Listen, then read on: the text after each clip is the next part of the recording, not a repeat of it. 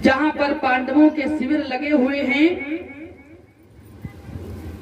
भगवान कन्हैया ने सोचा अगर ये अश्वत्थामा शिविर में घुस गया तो अनर्थ हो जाएगा, पांडवों के आज सोते हुए सर अवश्य कट जाएंगे। तो भगवान कन्हैया ने अपनी माया से जहां पर पांडव लेटे थे वहां पर द्रौपदी के पुत्र 5 थे, पांचाली के 5 पुत्र थे, उनको लिटा दिया, ऊपर से उड़ा दिया। और जहां पर उनके पुत्र लेटे थे वहां पर पांडवों को लिटा दिया। अश्वत्थामा चला है, उसने कुछ समझ नहीं पाया क्या होने वाला है। गया द्रौपदी के शिविर में रात के समय और जाकर के अश्वत्थामा ने पांडवों के सर काटने की जगह पर उनके पुत्रों के सर काट लिए। गर्दन जब काटी और 5 गर्दनें लेकर के चला है दुर्योधन के पास में। दुर्योधन ने दूर से देखा, बहुत खुश हुआ, लेकिन बाद में जब कपड़ा हटाया गया देखा ये तो पांचाली के 5 पुत्र, ये तूने क्या किया। बाद में बहुत दुखी हुआ और कहने लगा ये तूने गजब कर दिया,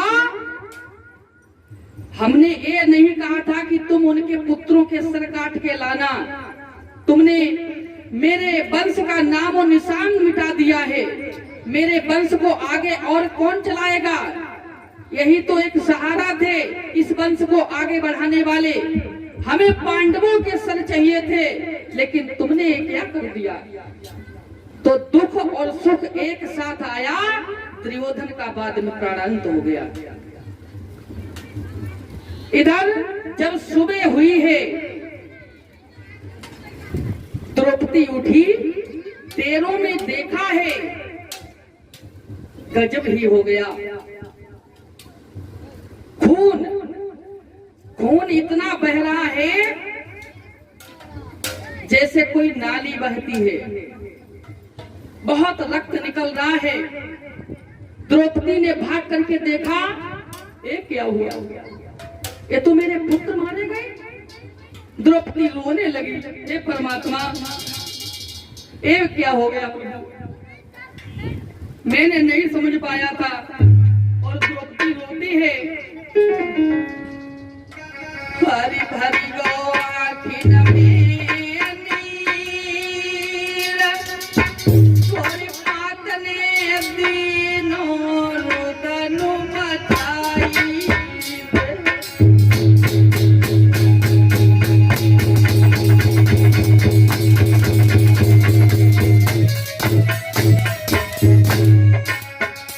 ये क्या हुआ प्रभु, मेरे 5 पुत्र थे और 5 ही मारे गए। आज भी किसी माँ के दिल से पूछो, जिसके 2 पुत्र हो या 1 पुत्र हो वो भी न रहे, तो उसके दिल से पूछो क्या बीतती होगी उसके ऊपर।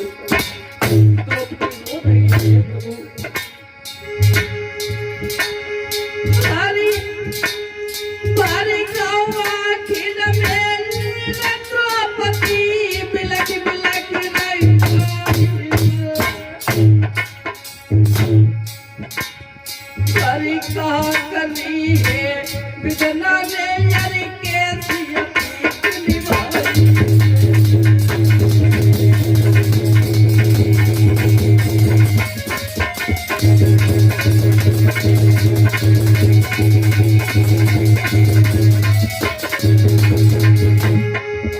और ये बीजा बंधु दयाल दिले कैसे भावे कहा करी है ये धारी मेरी करी डाली तूने भारी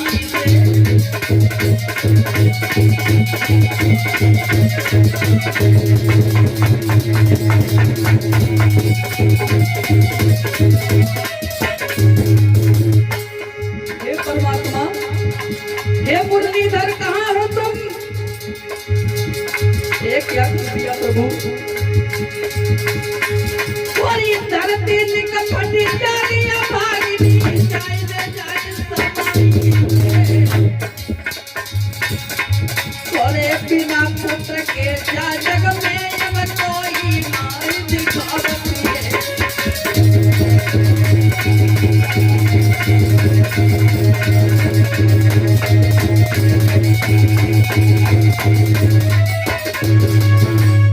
रो रही है, विलाप कर रही है।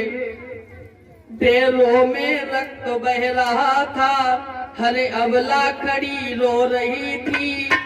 द्रौपदी बाल बिखराए हुए लालों पर पड़ी रो रही थी, रो रही थी। उधर जब भगवान कन्हैया पांडवों को लेकर के चले हैं, देखा है भगवान कन्हैया ने द्रौपदी रो रही है, विलाप कर रही है, रुदन हो रहा है। अर्जुन आगे बढ़े,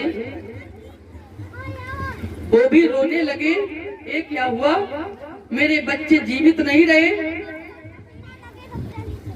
लेकिन एक किया तो किया किसने, हम जाएंगे और उसकी गर्दन काट देंगे, उसे मृत्यु दंड देंगे, जिसने भी ये कार्य किया है। भगवान कन्हैया ने सारी बात बता दी। ज्यादा दूर नहीं गया होगा ये बधिक, यही कहीं मिल जाएगा, चलो ढूंढते हैं।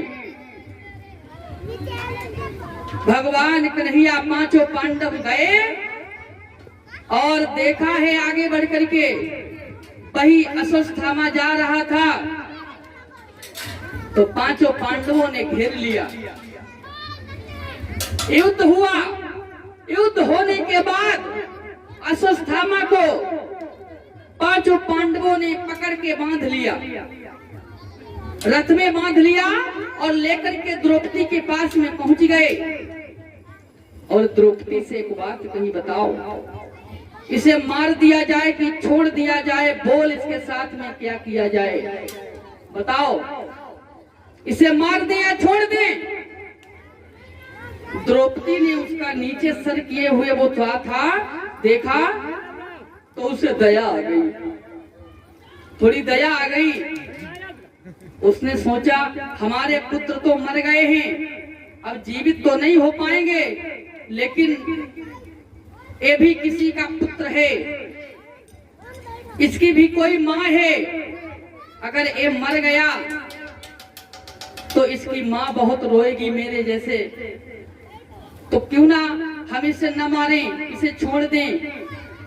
इसकी माँ भी बहुत रोएगी जैसे मैं रो रही हूँ। फिर ये ब्राह्मण है, ब्रह्म हत्या लगेगी मुझे, इसे छोड़ दो। भगवान कन्हैया से कहा हम अपना मुंह त्यागती हूँ, आप इसे छोड़ दें, अश्वत्थामा को छोड़ दें, हमने इसे माफ कर दिया। भगवान कहने लगे धन्य है तुम्हें, धन्य है तुम जैसी महिलाओं को। यदि बलवानों की इज्जत है तो तुम्हारी जैसे सुशील अबलाओं से है, महिलाओं से है। और बोले हैं कि धरणी करनी है थमी भई, और तुम जैसी ही महिलाओं से, और बलवानों की यदि इज्जत है तुम जैसी ही अबलाओं से।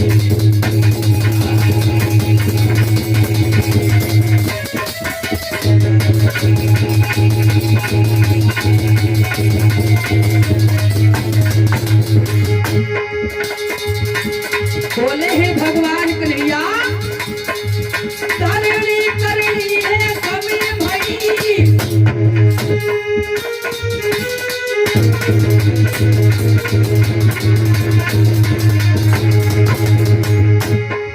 धरणी करनी है कमी भई, तुम जैसी ही महिलाओं से, बलवानों की यदि इज्जत है तुम ही जैसी महिलाओं से।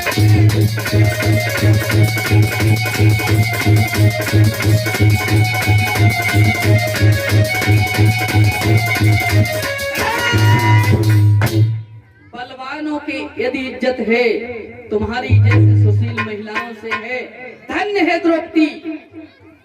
तो अश्वत्थामा को छोड़ दिया, लेकिन उसके मस्तिष्क में एक मणि थी, उसको निकाल लिया। जब मणि को निकाला है, अपमानित होकर के वो चला है,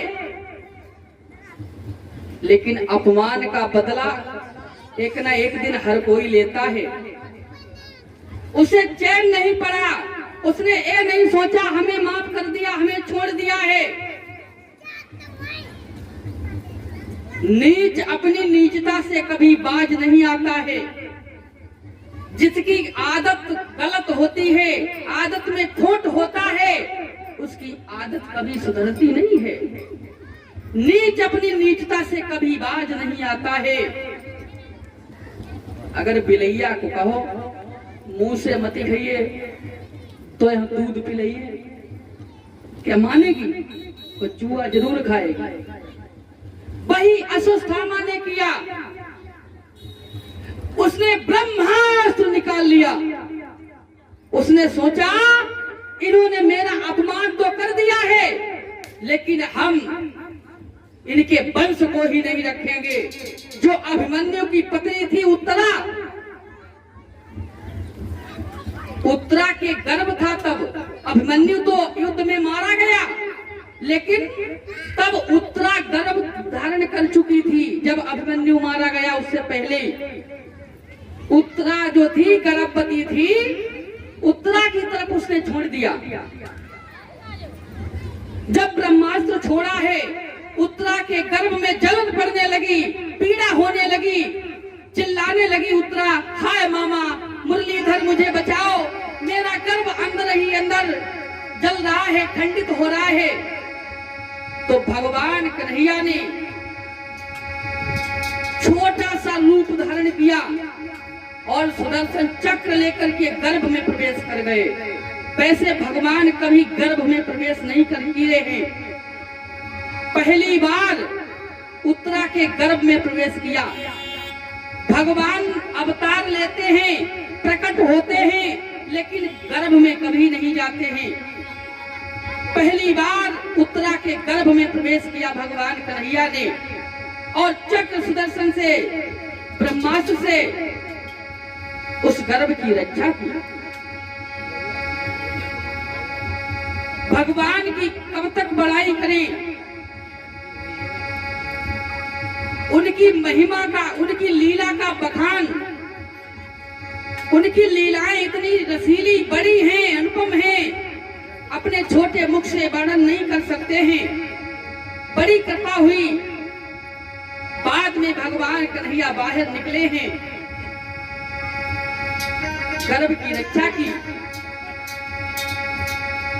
और उधर अश्वत्थामा को जाकर के श्राप दे दिया, ऐ मूर्ख, जो अंदर से बाहर निकला भी नहीं उसे तूने मारने की कोशिश की, ये सबसे बड़ा पाप है। हम तुझे श्राप देते हैं, तू युगों तक ऐसे ही भटकता रहेगा, लेकिन तेरी मृत्यु नहीं होगी। तो बताया जाता है अश्वत्थामा आज भी भटक रहा है, बहुत दुखी है, बहुत पीड़ित है, आज भी भटक रहा है, उसकी मृत्यु नहीं हो रही है, उसे मुक्ति नहीं मिल रही है। बाद में उसी गर्भ के द्वारा कुछ दिन बाद एक बच्चे का जन्म हुआ, जिस बच्चे का नाम रखा है परीक्षित।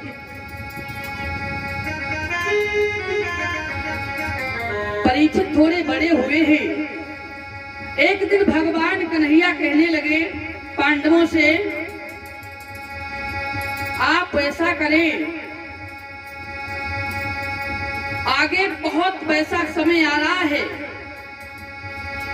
द्वापर जा रहा है, अब कलयुग की बारी आने वाली है। तुम पांचों पांडव ऐसा करो, हिमालय में जाकर के गली जाओ, हिमालय में चले जाओ, द्रौपदी सहित परीक्षित को राज्य दे दो। तो पांडवों ने वही किया, परीक्षित को राजा बनाया।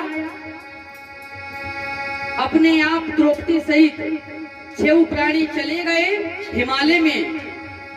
पांचों पांडव तो गली गए, हिमालय में, लेकिन धर्मराज को विमान आया और धर्मराज चले जाते हैं अपने धाम के लिए।